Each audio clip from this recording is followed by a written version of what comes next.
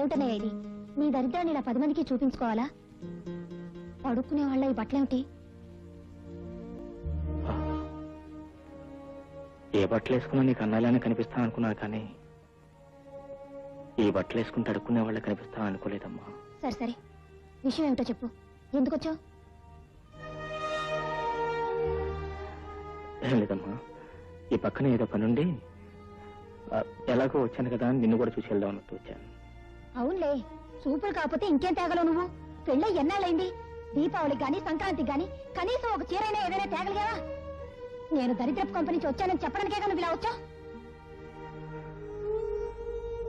ఏం చేయం చెప్పమ్మా, ఒక్కగానొక్క చెల్లెలకి ఏవో చేసుకోవాలని ఎన్నెన్నో కళ్ళ కన్నాను. కానీ ఎప్పటికప్పుడు నా తెలిసి తాళటం లేదమ్మా.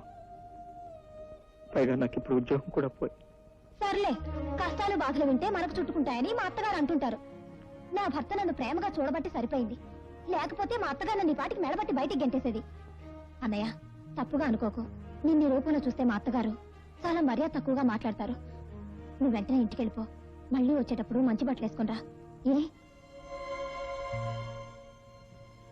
అలాగేనమ్మా, మళ్ళీ రాగలిగితే మంచి బట్టలు వేసుకుని వస్తాను.